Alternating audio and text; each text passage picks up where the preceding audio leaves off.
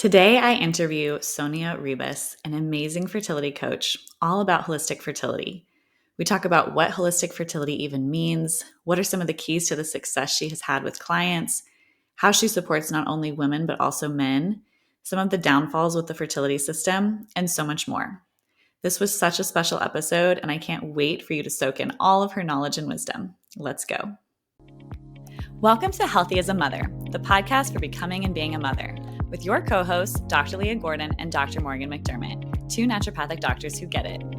Each week, we teach you how to be the healthiest mother you can be, from fertility and preconception to pregnancy and birth prep, through postpartum and throughout motherhood, empowering you with the natural health guidance and education you're not getting elsewhere, so you can confidently navigate the broken system at large. The real, the raw, the untalked about. And remember, this information is not intended to diagnose, treat, or manage any disease. Always consult with your doctor before making any changes. Let's take a quick break to hear a word from our sponsors. Having adequate levels of minerals and proper hydration are essential when balancing your hormones, optimizing your fertility, trying to conceive, or preparing for pregnancy. For Dr. Morgan and I, ingredient quality is of top concern, and that's why we love Relight Electrolyte Powders by Redmond's Real Salt.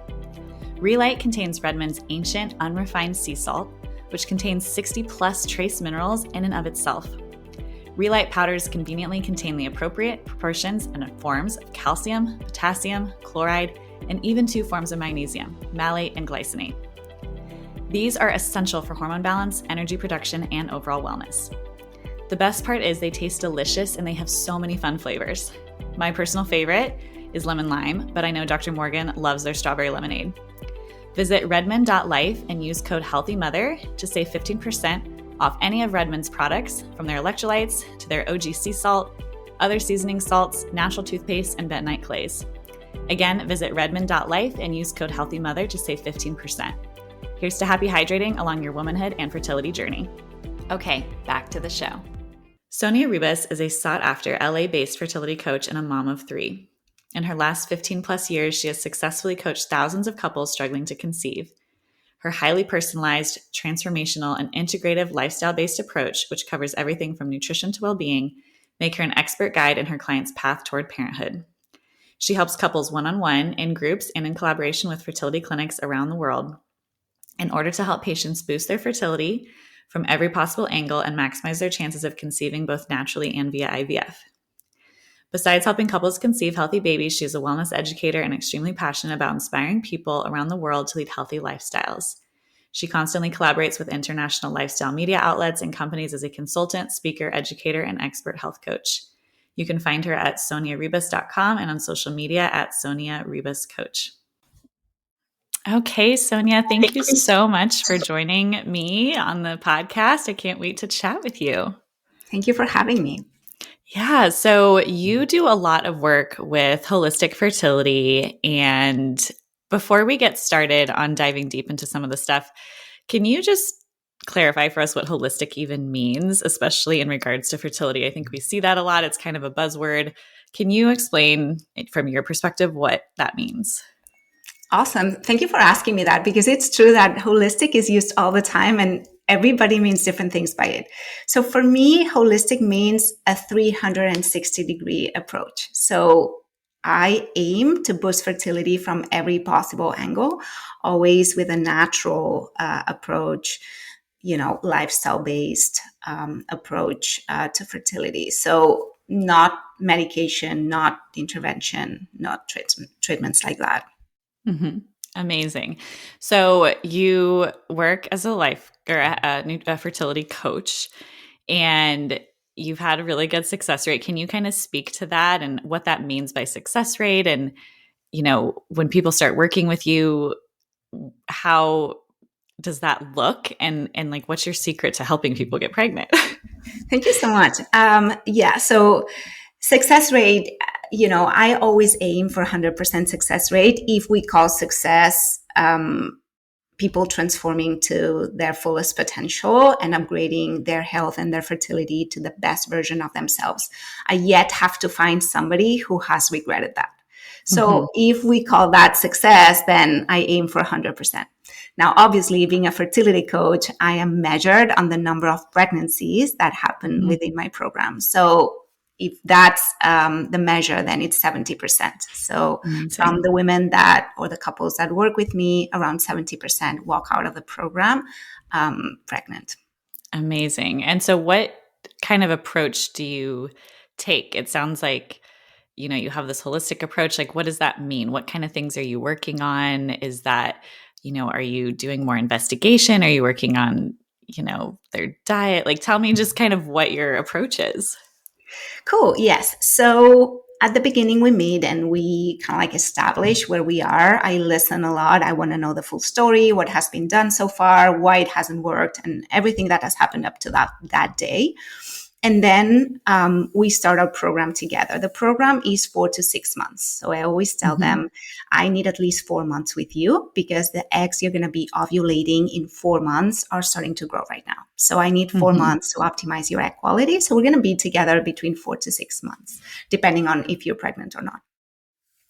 Now, in the program, we do 3 steps together that are kind of blended in the program. And for everybody, it looks a little different. But the 3 steps that we try to accomplish is what I call detox, nourish, and flow. So detox means that we will remove the obstacles, what doesn't work. Typically inflammation, systemic inflammation, cellular inflammation, trauma, things that need to be healed, things that are holding you back, whether it's physical, but also mental, emotional, energetic, or spiritual. Step number 2 is nourish, which is nourish your entire body as a whole. So when people come to me, they've typically been treated as a reproductive system only. Yeah. And I'm sure you'll agree with that. We look at them in a much wider angle. So for me, it's an ecosystem where everything is interconnected. So we need to nourish that. We need to nourish that with a holistic approach that we said earlier, which means from every possible angle. Okay, so that means we need to boost nutritional density in everything that we do. So yes, we talk about nutrition, we talk about supplements, hydration, weight management, movement. We have a lot of workout videos because I'm a movement junkie. We talk about stress and cortisol levels. We talk about sleep and circadian rhythms, relationships, mindset, inner dialogue, lots of tools around that, emotions, how to manage the roller coaster of emotions, their relationships, their sex drive, their libido, environmental toxins. And there's a lot also about modules about empowerment and connecting to your inner power and finding it and boosting that and making it shine. So amazing. In a nutshell, that takes us actually to step number 3, which is the flow, which is the personalization of all of this. That's why no 2 programs look alike for me. And that's because of the principle of bio-individuality, which means every person is very different, right? So step number 3 is flow, is how do we personalize all this for you to move the needle for you so that we can bring you to what we call homeostasis. Homeostasis is the state in which you are in harmony, you are the healthiest possible, all your body functions are working optimally. And that's when typically we see, quote unquote, miracles happen and we see women get pregnant. Amazing. So when do women typically find you? Are they coming in preparation for pregnancy? Have people been going through the infertility journey for a long time by the time they find you? Because I know for me, depending on where a woman is on that journey, it can be very different as far as how willing they are to wait and how hard it is to, navigate all of that. So where do you tend to work with people where they're at? So typically they'll come to me when they've been trying for a while and either they've been told that IVF is their only option or they've tried IVF and it didn't work out. So that's typically when they find me. So when you do the first stage of detox and like removing inflammation, what do you find? Because I feel like that's kind of another word, sort of like holistic or stress. It's sort of thrown around, but I don't know if a lot of people really understand it. In your experience, where would you say these imbalances of inflammation or things that aren't serving them are coming from? So for every person, it looks different. For some people, it's very much on the physical side because they're eating something that's inflaming them, or they're not eating well, or they're eating too late at night, or they're not chewing their food well. or a combination of all of it. So for some people, it's more on the physical, or for example, they're not moving according to how they should be moving. So I have a lot of people that work out too much. So like we need to tame it, or people that are not moving enough. So I always say, hey, movement should be something that adds energy into your day, not drains you. Mm-hmm. So it could be various things on the physical. Some people don't sleep well. We need to tweak the night routine. We need to set them up for success on that front. Some people have stress. So for some people, it's more on the physical layer. For a lot of people, it's also the emotional and the mental, because when they come to me, typically there's trauma that has already occurred. Mm-hmm. You know, whether it's been, you know, the journey never looks pretty by the time they come to me. You know, either it's too long or a lot longer than we would have anticipated, or things have happened that have been traumatizing in one way or another, or things have happened in your childhood or in your past.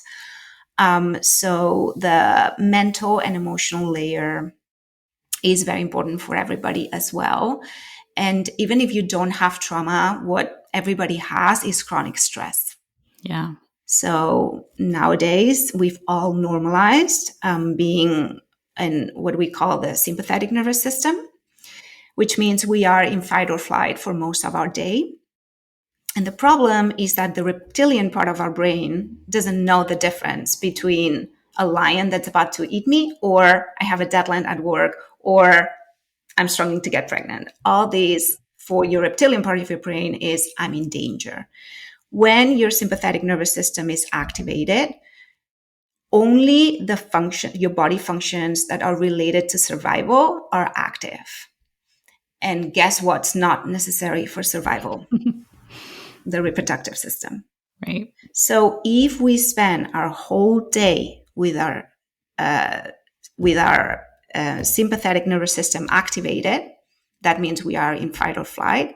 Our reproductive function is suffering no matter what. Yeah. And that's why a lot of the times we hear, oh, you just need to relax, which is really annoying to hear because it's not as simple as that. But it is true that if you are operating on sympathetic nervous system, you are not prioritizing your reproductive system, no matter what. Yeah, I know. I say this all the time that as someone who went through infertility, it's the most triggering thing to be told to just go on vacation, just relax, reduce your stress. And as a doctor and someone who works with people in fertility, there is so much truth to that. And why so many people say it is because there's so many experiences that they have where either they themselves or someone they know really does shift into that parasympathetic or that reduced stress state and they get pregnant. And so it's infuriating to someone going through the process, but there's so much truth to that. Like I always use an analogy that it's like a light switch where if the light is on, if you're in your sympathetic, like there is no dark, like you can't have both at the same time. You have to switch back and forth. And what kind of things do you do to help people? Because I think this is such a key part of fertility. And because it's a triggering topic, no one actually talks about it or actually makes steps to help it. What do you find really works for your clients to get them out of that chronic stress? Because I think a lot of us recognize, like, yes, we are stressed, but what do we do? Yes. So it's different for different people. We work with a lot of tools. I always say to my girls, I'm going to throw a lot of things at you. Not everything's meant to resonate the same way. And we're going to see what truly is speaking to you right now and what isn't. And don't worry about incorporating it all. For some people, they like or they need the cognitive side of things. So for example, some people truly need the exercise of like diving into your thoughts, analyzing them, seeing that you're making your life miserable based on things that you're spiraling, you're snowballing based on not facts, just interpretations or your thoughts or things that you're kind of like pasting together that are not really the reality. So for some people, we do more exercises on that. Like, for example, we use an exercise that's by Byron Katie. She wrote a beautiful book, which is called Loving What Is. And in that book, she offers 4 questions and a turnaround. You probably know it. So that's one of the tools we use when the person needs that kind of narrative, that kind of exercise. I need to dissect my thoughts. I need to understand that the story I'm telling myself is not serving me. It's based on a lie. It's very abusive towards myself. And therefore, I'm going to learn to talk to myself better. And through this process, by being kinder to myself, by being more conscious about my thought process, I improve. So some people need that. And some people need to bring it to the body. Yeah. Of like, hey, go work out, go sweat, go for a walk. Like I need to sweat, for example. I need to process my cortisol, like boom, out of my body. So for that, we have meditations, we have a lot of workout videos, we have a lot of ideas. And also a tip that I always tell people is hot and cold. So if you feel you're snowballing and you're in a rabbit hole and you're torturing yourself, a good way to snap out of it is hot and cold therapy. So go take a hot shower or a cold shower, or go get some ice water, or go splash ice water on your face, like something hot and cold, or a cup of tea that shakes you out of it. So that's bringing it down to your body and allowing for your physiology to take over. Amazing. Yeah. I also find, at least with my journey, I'm more of a cognitive person, but I also felt like a lot of my blockages were subconscious. Yeah. Do you see that a lot with your clients of doing subconscious work and trauma that, because I always bring it back to the example of a person, not that I'm projecting on myself, but a person who has a perfectionistic tendency, who tends to overcommit, because people will be like, I'm so stressed because they have so much to do. They're either working really hard or they have so many activities. Their schedule is just completely packed.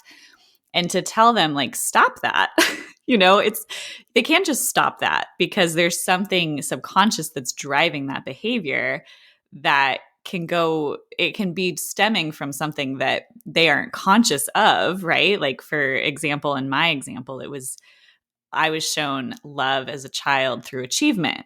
And it's like you internalize these things that I'm only worthy of love. I'm only worthy if I'm accomplishing whatever.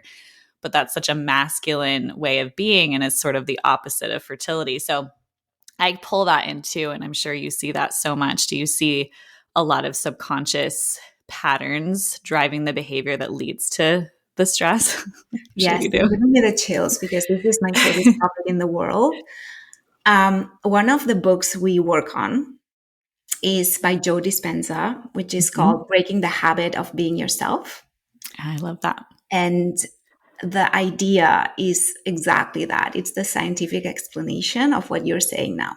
So a lot of our behavior is subconscious. If you want to change who you are, if you want to change your outcome in life, but also who you are in your body, you need to start by changing your subconscious. So we need to access the subconscious part of your brain. We cannot rely on motivation. We cannot rely on only discipline. We need to go into the subconscious. And it's a beautiful concept. So in my program, we do that through meditation and through repetition. So we have a bunch of meditations that lead us to a very relaxed state in which we can access the subconscious, and also a lot of repetition, because the subconscious is accessed through repetition. So everybody in my program works through something that we call positive self-affirmations. We have some template, but we have to build our own. So positive self-affirmations that speak to me might not be what speaks to you. Or what speaks to me today is not what's going to speak to me in 3 months. So that also changes. And it is an essential part of our morning routine, in addition to movement, in addition to other things, to read out loud or quiet every day our positive self-affirmation, so that we can penetrate the subconscious part of our brain. Yeah. Amazing. I love that. I love this work. It's a huge part of my journey as a person, and I think is so needed and not talked about that much in the fertility space. And I get it in the sense that us going through infertility was primarily male factor, and everyone feels like they kind of know what's going on. There's so much unsolicited advice in the fertility space, and people automatically when I say that we're struggling to conceive, assume it's me, right? And then they like dish out all of their advice of go on vacation. Have you done this? Have you done that? Little do they know that my husband has like no sperm, right? Like that's why we can't get pregnant. Yeah. So it is, but even in our situation, male factor, there's still so much within me that I needed to work through and process and optimize and stuff. And so with that in your program, do you see a lot of the pressure being put on the woman primarily? Do you see the male playing a big role in the fertility journey? Do you include them or involve them, or how do you see that going down? Because it is 50% of, fertility struggles is male factor. Absolutely. Absolutely. I'm so glad you're asking me this. So I always try to include the man, the male part of the couple, as much as possible, as much as they will let me. Yeah. It is my mission, one of my missions in this life, to educate men to be more proactive, more open about this, and to educate them that getting help is a sign of strength. Yeah. Because I feel that in this society, for both female and male, we struggle with asking for help, but especially men. And or admitting that there's an issue. Like to me, it doesn't show a sign of weakness. I find I'm so much more attracted to my husband when he can be like, yeah, I have no sperm. And like, what are we going to do about it? Versus being like, nothing's wrong with me. This like toxic masculine, like I'm fine. There's nothing wrong with my fertility. Like to me, that's such a turnoff, even though in their like mind, they think they're so macho. I love and respect my husband so much. And I feel like he's such a divine masculine leader that he can sit and acknowledge the obstacle, and then it's like, okay, what do we do about it? I love that. This opens a chapter which is a little bit off fertility, but it's coming to my mind right now, which is the concept of masculinity nowadays. Because I see this with all men around me, how there's such a crisis in terms of what being male today means. And I don't necessarily want to get into this topic because it's very controversial. But when it comes to fertility, I will say, let's be open. And, statistics say it's 33% male factor, 33% female factor, and 33% together. Yep. In my experience, having been doing this for 15 years, most people, in most cases, it's a together. Yeah. So it's more than 33%. Yeah. I agree. Even in my case, like it was primarily male factor, but I still had a polyp. I still had a uterine polyp that I had to get removed, and all of these things. So it's like, even though I had nothing, and maybe with another partner who had like tons of sperm, it would have been fine, and I would have had a few miscarriages. I don't know, but I'm sure even in our case, we never had a chance to know, but it was probably both of us, to some degree. And so I agree. I think it's a lot. It's a couple situation, but a woman's burden, I feel like, which completely. It's an odd and a unique, it's a unique health obstacle because of that, I would say. Agreed. 100% amen. I'm so glad we're talking about this. So for all the men out there, please get tested and get involved, because also like, even when it's the woman, okay, let's say we call it a woman factor. A lot of the times, like, I see her kind of like doing it all by herself, and the man kind of like laying on the couch, like eating McDonald's. And I'm like, hey, can you please help? Because we're doing here as an effort, it's not a walk in the park to upgrade your health, and, it's a sacrifice, like obviously we work on that too. And I always tell them, don't think that you have to, think that you get to. So we work on that too. But hey, if your partner's there supporting, it makes a big difference. Yeah. Yeah, I agree. And so a lot of the couples that you see, it sounds like they've been trying for a while. And in our current medical model, they shift a lot of people to IVF right away. Again, I'm not anti-IVF. I wouldn't be a mother without IVF, but our situation is so much more unique, I would say. And I also have a big beef with how much couples are shifted to IVF without working on anything. Like, what do you see in that regard? A lot of the people who've maybe gone through IVF and have had it fail, or have been recommended that, yet you end up helping them get pregnant. Can you just speak to that? Because I think most people don't realize that they have other options. Absolutely. So the first thing I will say is that statistics say that 50% of IVF cases are not needed. Mm-hmm. So that's from the get-go.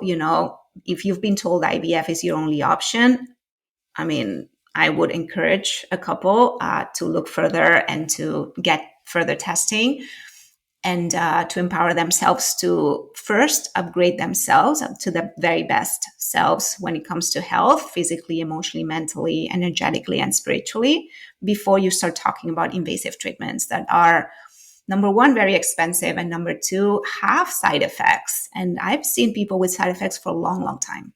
Yeah. So this is not something to take lightly. However, if you have, for whatever reason, because it's your only option or because you've decided you're going that route, there's a lot of things you can do to optimize your chances of success. So that's something we do here. We do both. So I either work on avoiding IVF when possible, but whenever we've decided, okay, we're going to do this, I work on optimizing their body, their system, to maximize their probabilities of success. Yeah. And a lot of the times what I see is that people have walked into IVF without knowing what it was, without preparing. And I always tell people, this is like showing up to your wedding unprepared. You wouldn't do that. Yeah. So if you're going to go there, you're going to go to the altar, go ready.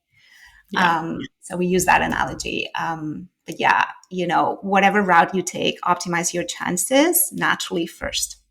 Yeah. No, I agree. I'm a huge fan of that, obviously, because even in my courses and programs, I have a lot of those resources because I saw firsthand going through it how you would think that these IVF clinics would be helping their couples to have better outcomes because it helps everybody, right?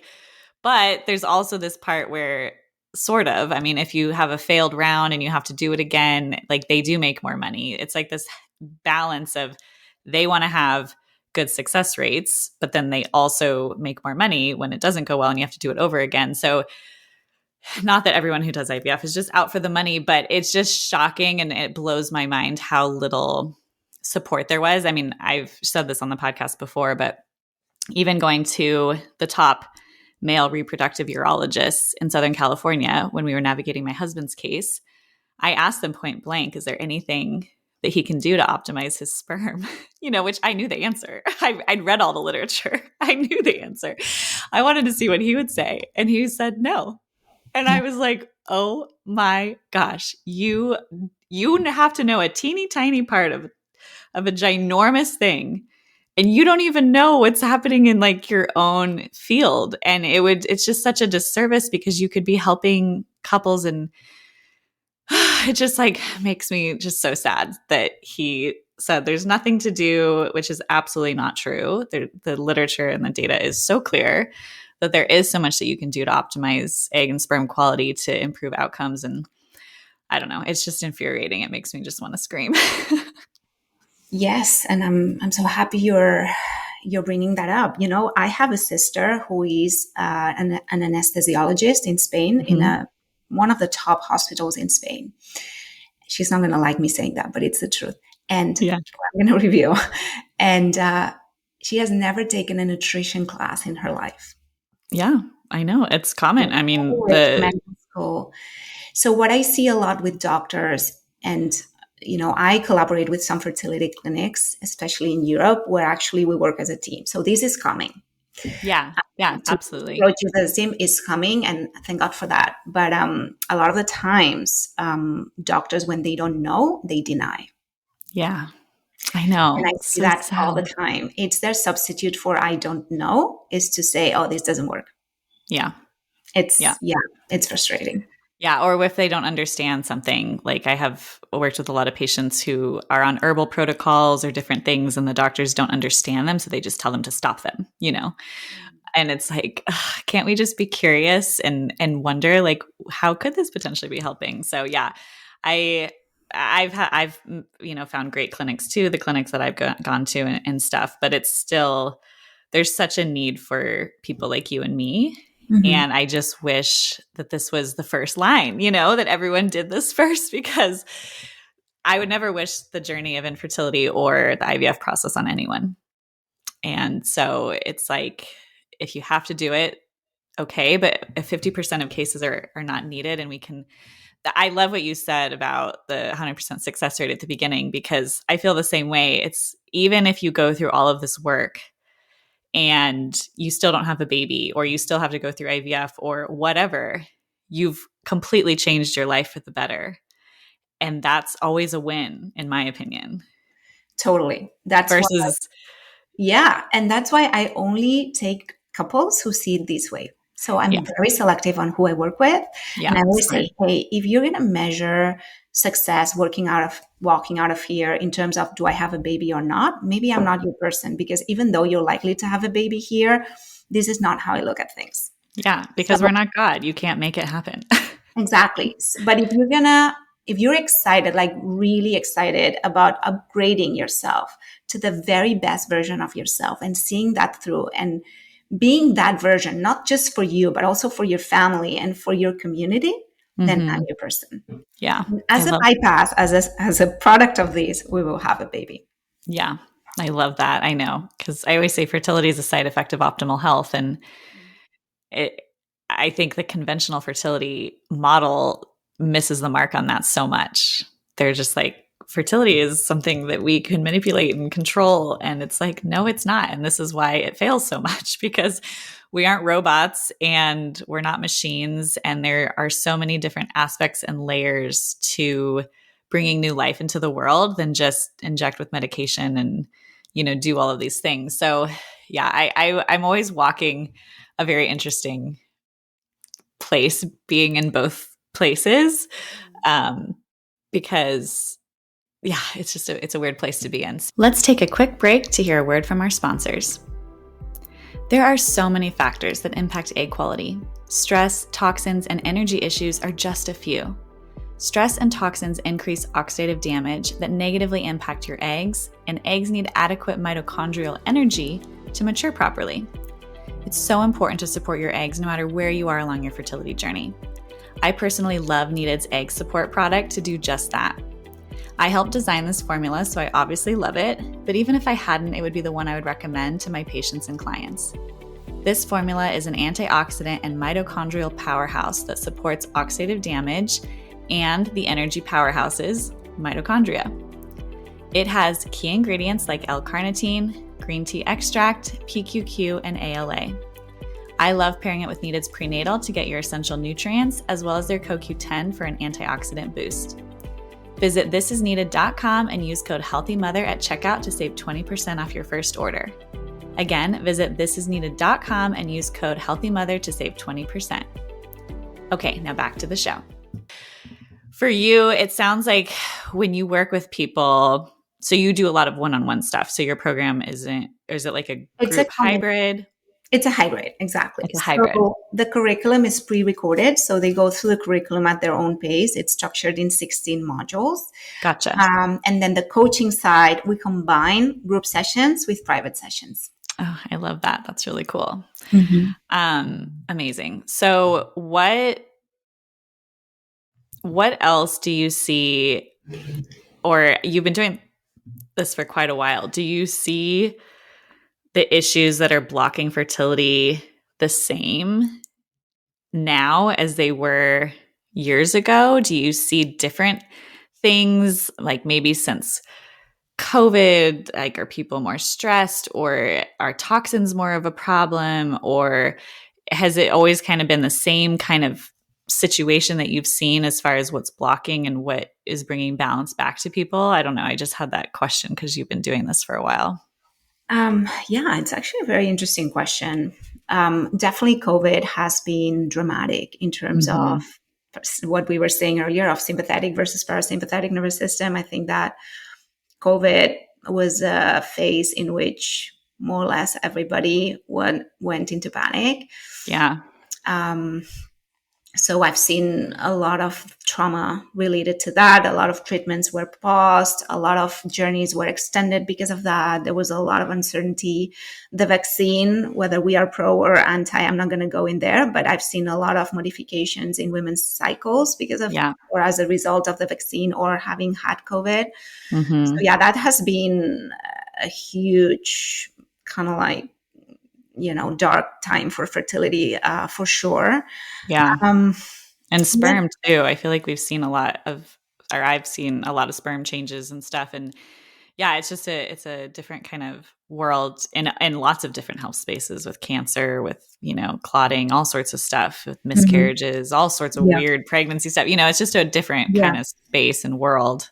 totally. So yeah, that for sure.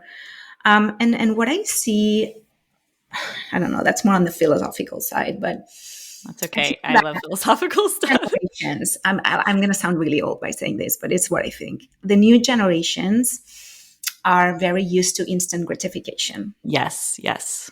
and they get very, very impatient when they, when I want to get pregnant yesterday. Why is it not? Why is it not? And every single month they're like, I can't believe it. I got my period. And I'm like, well, this is a marathon mentality.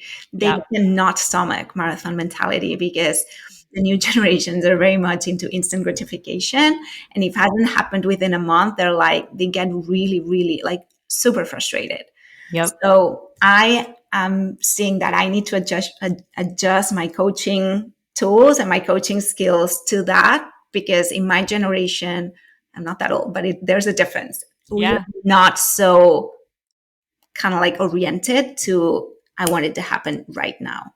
Yeah. No, I think that I'm so glad you brought that up. And I think I have a module in my program about fertility energy, and I'm sure a lot of what you address is similar, but it's the same kind of concept of this slower living, this lack, because it's the masculine energy, right? Mm. So masculine isn't just boy girl, it's an energetic thing. And this instant do, like I need to have what I want right away and I can just work to have it. Dr. Morgan and I talk about this on the podcast a lot about how we are used to, as a society, having whatever we want, or there's a thing that we can do to just overcome that and get it. And I think with fertility, for a lot of people, it's the first time that they maybe have that experience where, oh, I can't just,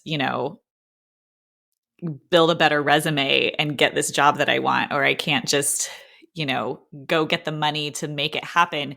Even if you have all the money in the world and you can go through IVF, it still doesn't guarantee you're going to have a baby. And I think that concept is really hard for people and that the answer is actually in doing the work, doing the holistic work like you're talking about, and slower living and addressing these parts of ourselves that maybe we don't want to. And so yeah, fertility is just it's a very fascinating. It's fascinating because I feel like in our modern world, we have to I was talking to Dr. Morgan about this. I was like, we have to tell people now to go outside. Yeah. Like, and it's hard. They're like, "Oh my God, when am I going to go outside?" And, just a couple decades ago, that was just a part of our everyday life. And Yeah. so the things that create the environment for us to be fertile and have children, Mm-hmm. we're just working, like our whole society is working against it all the time. And not only do we have to work against that, we have to learn what to do to work against it. It's not just a default as to who we are as a people anymore. Does that make sense? Absolutely. Amen to all that. And also, there's the physical side of things. Statistics say that a woman today at 20 is less fertile than her grandmother at 37. Wow. And why do you think that is? What factors do you think are playing a role? Well, a very important factor is the nutrients in food, Mm-hmm. for example, or the pollution, or Mm-hmm. the plastics, like everything's plastic around us. So, in terms of environmental toxins and in terms of the nutritional density of the foods that we are exposed to, there's huge, huge difference. They say an orange today has less nutrients than 5 oranges a few decades ago. Oh, isn't that crazy? I Yeah. know. Oh my So, gosh. yeah. And obviously, we wait longer, and I don't want to judge that because, we have different lives, but we wait longer. Yeah. Yeah. I know. I'm about to do a post on that exact topic, sort of around feminism and how because I'm very philosophical too. It's funny being a doctor because I feel like there's so many aspects that aren't doctor like that I feel, but that's what plays into the state that we have. And, there's nothing wrong with the feministic movement. I think it was helpful for certain situations. A lot of women would never be where they are today in the workplace and all of that, but it sort of separated us from, it's like these women were trying so hard to not be women, like in the sense that we are, Yeah. for the women who want to actually have babies and bring life into the world and do all of that. So much of what feminism brought into our lives is like the opposite of that, Yeah. which they maybe wanted at the time. And it's this pendulum that swings so far. But now we're in this new age where women want to be mothers and can't. Mm-hmm. And it's so sad, Yes. And it hasn't been that long that pendulum swung. Totally. Yeah. We talked about what's the concept of masculinity today, what's the concept of feminine today, and we could go on and on. I think philosophically it's very interesting. And ultimately, I want to invite everybody to ask yourself what these things mean for you. And don't get carried away by society swinging you one way or another. Right. And if your calling is to be a mother, own it. Yeah, I agree. I think it's amazing. And I think that women need that permission, sadly, in today's world to be like, no, I actually I want to be a mother. I want to be feminine. And I think a lot of women, so what I meant about that whole thing is, I'm the product of that generation that fought really hard for us to have careers and to, work outside the home and do all of that. I'm like the children of that generation. And so I was raised at least like, you can do anything a man can do, you can have any career. My dad, was like, you don't need a man. He was so proud of me when I became a doctor, all of these things, which is lovely in its own way. But then there's this, where was I going with that? I had this whole concept of, because it was so prioritized and so encouraged, there's now this generation, my generation in their 30s, that are kind of waking up to be like, oh, like I was pursuing this cultural understanding and desire to work hard and go to college and get a career and do all of this. But then there's this biological awakening within them where they want children. And now they're waking up to like, oh my gosh, I'm older now. I know nothing about health. I know nothing about my body, like all of these things. And not that every person was set up, for that from their family or their culture, but I think it is very different. And now we're like that generation that's kind of being thrown into, oh my gosh, like we have to unpack all of this stuff. And now we're kind of running out of time, to become mothers. And so I know this is kind of off topic for what you do in your program, but very much. It is very much on topic because it requires for you to get pregnant. It requires for you to tap into that softer side of you, that feminine. Yeah. We can call it many names, and sometimes some names are triggering, and I don't even dare to. Yeah. But think more. I always say to my girls, think more goddess, less warrior. Yeah. Yes, that's great. I love that. That's beautiful. I'm currently pregnant, for anyone who follows knows, and I'm reading a book called Labor Like a Goddess. And this is a similar thing because I had this whole idea come to me about the feministic movement and how, we have to work so hard as women now to just be our normal biological selves. And because I'm preparing for labor, right? Which is another act, just like becoming pregnant, of this divine feminine inside of us or whatever. And, there's so many imbalances that can go wrong in the birth space too. And that's like a whole other conversation and topic. But in the fertility space, yeah, I just feel like it's a topic that no one talks about. They're like, what's your AMH? Totally. Okay, cool.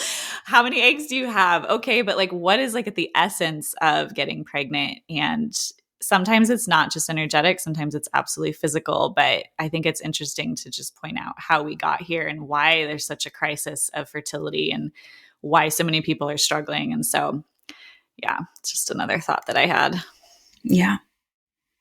Yeah, Amazing. We can go on and on. I love this topic, and I think it's one of those topics that I'm always very careful with because everybody has very strong ideas about it. And, it's kind of complicated. But yeah, It is. I think that if you're struggling to conceive, you need to ask yourself, like deep inside, use your intuition for that, because we don't use our intuition nowadays for anything. Yeah. And ask inside you, with everything inside me, like truly ask yourself, where are my blockages? Where am I in my own way? Mm-hmm. Answers will come to you, whether Yeah. it's physical and you can tell us, and then we can help you kind of like find answers and navigate you. But a Yeah. lot of the times, at the beginning, we always do this, like truly, like you've been doing this for a while.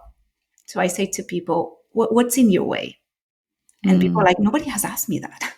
I Like, love I that. ask you that. Think about it and feel it. What's in your way? And people are like, I don't know. But I always try to connect women and try to have them listen to their inner voice beyond Yeah. what society tells you, beyond what your doctor tells you, beyond the naysayers. There's so many naysayers in fertility. Mm-hmm. And connect to your inner goddess, your inner intuition. And something we do here a lot is mother yourself. Practice mothering yourself. I love that. Yeah, that's so great. I feel like, we as women are so wired to help others and to provide for others and do for others. And it's a big reason why we say yes to a lot of things and overextend ourselves. And I've had this practice with patients, in particular, like secondary infertility. So maybe they have a child already, but they can't get pregnant again. Mm-hmm. And this one patient is coming to mind where, I was asking her about what she's eating in a day. And, I always tell my patients to be super honest with me. Like, I don't want the whole like sugar coated, like, oh, I have meat and a protein. It's like, no, tell me like what you actually ate. And she shared it with me. And it's so common that we just see this, she makes meals for her child and she's taking care of her husband and she's just like barely eating anything. And so, the practice I had for her was to imagine that she was already pregnant and that every meal she eats, she's eating for her other child, her child that she's pregnant with. Because for her in particular, it had to be that she was caring for somebody else, which is sad that we like can't do that for ourselves. But it really helped her to realize that, okay, me skipping lunch, me giving my child the food, but me not making myself a lunch isn't just hurting me. It's actually hurting this like future child that I'm trying to bring into the world, because you have to be well nourished to bring another life into the world. And I see this a lot in secondary infertility because it is demanding to have a child. I totally get it. And life gets crazy and all of these things. And whether it's a child or a career or whatever thing you're prioritizing, it's like, how can you imagine and pretend already that you're pregnant? Like, what things would you be doing differently? And I think so for some women, if they reframe that, it changes everything, because they're like, oh my gosh, like I need to eat that lunch because this baby needs it, or this, vessel of nourishment needs it for them. It's not just for me. And yeah. Absolutely. I love that. I love that you're saying that. It's interesting. We have a lot of things in common. I tell them whenever I onboard them, I say, hey, for me, pregnancy and fertility is not binary. So it's not you're pregnant or not. For me, I'm going to treat you as if you're pregnant, and we're going to call this preparation. We're going to call this trimester 0. Yeah. Yep. So we are already embodying the system, the ecosystem of being pregnant. Yeah. And generating life from the beginning. I love that. And connecting to that, as you say, connects you to that extra willpower, that extra motivation, that extra effort, or that extra mile that you wouldn't do just for yourself. Right. Yeah.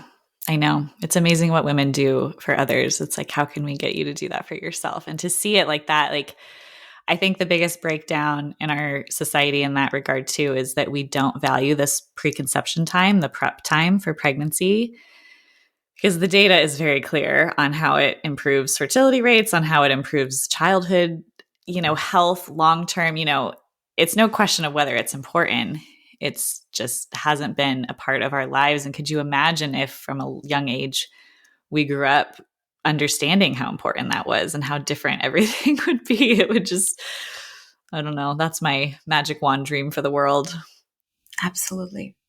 Yes. And one thing that, since we're talking about generations today, one of the Mm-hmm. problems of our generation is that we are people pleasers. Yeah. The new generation doesn't have that problem as much. Yeah. That's true. Being a people pleaser is very difficult, what you were saying, to take care of Mm-hmm. yourself, because Yep. you're always catering to other people's needs first. Yep. And one of the huge topics in my program is boundaries. I love that. Everybody struggles with that. Yeah. Boundaries of like, do I need to go to this baby shower truly? Because it's Mm-hmm. going to be super triggering. Yeah. Or boundaries, do I need to entertain this conversation now? Do I need to answer when somebody's asking me, when are you going to have babies? Yeah. So many boundaries that we work on and we practice and we rehearse because it's difficult. And again, it goes back to subconscious. So we need a lot of repetition. But yes, if you identify as a people pleaser, which most of my clients are, Mm-hmm. you need to learn to undo that and to understand that you come first. But that's Yeah. not being selfish. It's Right. beautiful. The world needs you as you first. You put your oxygen mask first on you before you put it on others. I love that. That's so cool. I love that you talk about boundaries in your program. It sounds like you truly do have a very holistic Yeah. approach, because there's so much to it. And I think it's beautiful. So how can someone work with you? What does that look like? Do they apply? Like, how do they find you? Tell us all the things. So they can find me on my website. That's soniaribas.com, or on Instagram at Sonia Ribas Coach. So that would be the way to find us. And then you can have a conversation with us either via DM or email me to book a call with my team. And in that call, we will create a strategy for you and we will determine if we're a great match to work together. And if we are, we'll onboard you right away and we'll hit the road running.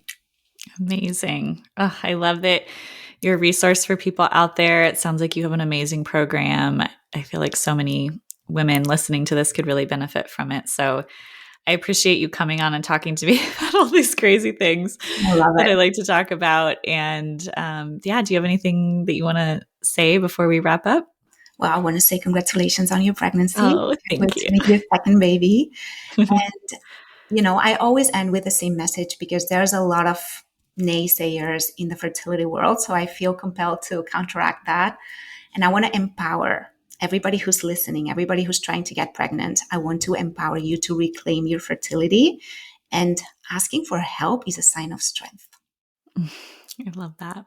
Amen to that. Yay. Awesome. Well, thank you so much for being here. I can't wait for everyone to listen to this. And I hope you have a great day. Thank you so much. Let's take a quick break to hear a word from our sponsors. Do you have your heart set on starting a family and are eagerly preparing to begin trying within the year? Have you been actively trying to conceive for several months? Do you have a burning desire to optimize your chances of conception and avoid the distressing path of infertility? Or have you been navigating infertility for a while, yet you yearn for new solutions, a supportive environment, and an approach that addresses the root causes of infertility? Our current fertility system is broken. Many couples receive almost zero support on optimizing their health and improving their chances of conceiving before or while trying to have a baby. 1 in 7 couples end up trying for over a year and then are often shuttled into the medication or reproductive technologies route like IVF. Although there is a time and a place for these tools, so many couples would have different outcomes if they had the education, resources, and support I provide in my Fertility Formula program. This program is a step-by-step, doctor-designed, holistic fertility solution for the couple who wants to conceive optimally. And it includes everything a couple needs to know with all of the resources I've created over many years seeing patients in practice. From mastering the cycle to boosting egg and sperm quality, balancing hormones, investigating female and male fertility, having access to order your own labs, both hormones and functional medicine labs, nourishing the body with eating and managing that whole aspect, fostering fertility energy, ditching toxins, reducing stress, rebalancing the gut and vaginal microbiomes, and detoxing prior to pregnancy. This program has it all. On top of that, it includes the bonus modules of breaking up with birth control, optimizing IVF if that ever becomes needed, and my pregnancy loss guide. This is the holistic information and step-by-step guidance you aren't getting from your regular doctor that will only improve your chances of conception and the health of your future baby, no matter where you are along your fertility journey, or no matter what support you might need, whether that's getting pregnant naturally or going through IUI or IVF. Visit www.womanhoodwellness.com/fertility formula and use code HEALTHYMOTHER to save 15% off the entire program. Again, that's www.womanhoodwellness.com/fertility formula and use code HEALTHYMOTHER to save 15%. Thanks for listening to this episode of the Healthy as a Mother podcast. In order for others to hear this information, please leave a review with Apple Podcasts, subscribe, and send to a friend who could benefit from this content. We're so excited to share more on becoming and being a mother next time. And please remember that the ideas and views of this podcast are for informational purposes only and are not intended to serve as a substitute for medical care of any kind, including the diagnosis or treatment of any illness or disease. Consult with your provider before integrating this information into your own care plan. And remember, a healthier future starts now, and it starts with you.